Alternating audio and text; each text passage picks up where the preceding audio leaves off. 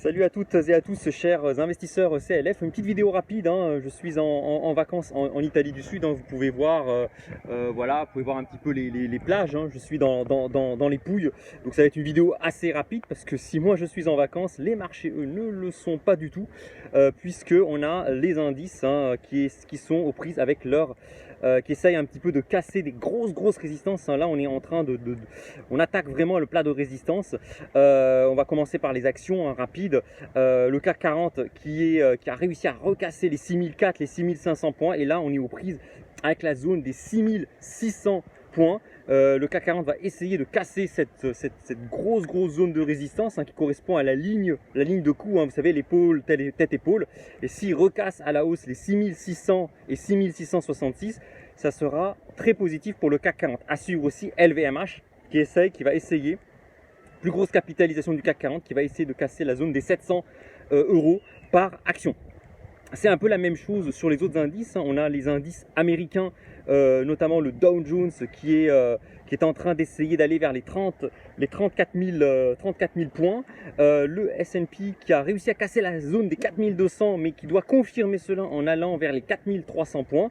On a le Nasdaq qui a bien rebondi aussi et qui est au niveau des 13 500 points. Là encore à la faveur de la baisse des taux, hein, qui profite au Nasdaq. Donc voilà. Sur les métaux précieux, l'argent qui avait cassé à la baisse, hein, la zone des 20 $ l'once et a rebondi. Néanmoins, là encore, hein, on arrive au niveau de résistance très forte pour l'argent, puisque l'argent doit réintégrer, hein, son canal, hein, son canal horizontal compris entre 20, on va dire 22 $ l'once et 30 $ l'once. Il faut qu'il réintègre ce canal, au moins déjà casser la zone des 21 $ l'once. Et c'est aussi pareil pour l'or. Alors l'or dans une situation un petit peu meilleure, hein, il a bien tenu la zone des 1680 $ l'once. Il a rebondi violemment au-dessus de 1700 $ l'once. On est au niveau des 1800 $ l'once, et là il y a une grosse résistance à passer qui se situe à 1850 $ l'once. Donc globalement sur les marchés, on a eu de très forts rebonds. Avant même que je parte en vacances, c'était déjà à l'œuvre. Là, on arrive vraiment sur les zones de résistance très fortes. Alors, c'est pas facile, hein. Je ne vais pas m'amuser à vous donner des conseils, hein, bien évidemment. Par contre, moi, je pense que les marchés sont un peu optimistes. Ils voient le verre à moitié plein. Pourquoi le verre à moitié plein? Parce qu'on a eu des chiffres d'inflation cette semaine qui ont montré, notamment aux États-Unis, que le pic d'inflation est passé, hein. On a eu une baisse de l'inflation, donc ça c'était attendu, mais une baisse plus forte de l'inflation. Alors là où je suis un petit peu plus gêné, moi, par rapport au marché, c'est que l'inflation hors matières premières, hein, puisque les matières premières ont beaucoup baissé, elle continue à résister parce que les acteurs économiques ont déjà anticipé le fait qu'il y aurait toujours de l'inflation. Et ça c'est assez inquiétant, c'est-à-dire que les anticipations d'inflation, elles, ne baisse pas vraiment, hein. On a toujours des gens qui demandent des hausses de salaire, qui arrivent à obtenir des hausses de salaire. Moi, dans mon environnement, dans mon milieu, tous ceux que je connais, dans des secteurs très différents, quasiment 95% des gens avec qui j'ai parlé ont eu des hausses de salaire supérieures à 5%. Donc on a des hausses de salaire. Et là, c'est ça qui est inquiétant, c'est que les acteurs économiques anticipent de l'inflation, demandent des hausses de salaire et arrivent à les obtenir. Et ça, c'est pas forcément bon. L'autre point un petit peu inquiétant, c'est que les banques centrales, elles haussent le ton, elles montent les taux, mais leur bilan ne baisse pas vraiment. Si on regarde le bilan de la Fed, le bilan de la Banque Centrale Européenne, leur bilan ne baisse pas. Donc il y a toujours une masse monétaire importante.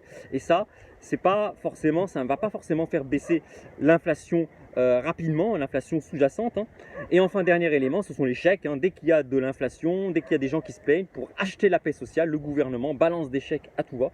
Et ça, c'est pas forcément bon non plus pour l'inflation à long terme. Il faut, à mon avis, pour casser l'inflation, il faut passer par une phase de récession, voire même de récession forte. Et ça, les gouvernements ne sont pas prêts pour le moment à franchir le cap.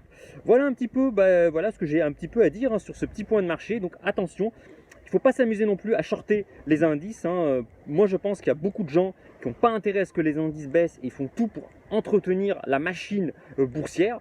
Donc c'est risqué de shorter les indices. Je l'ai fait, hein. Je vous avais fait une vidéo d'ailleurs là-dessus. J'ai payé les pots cassés.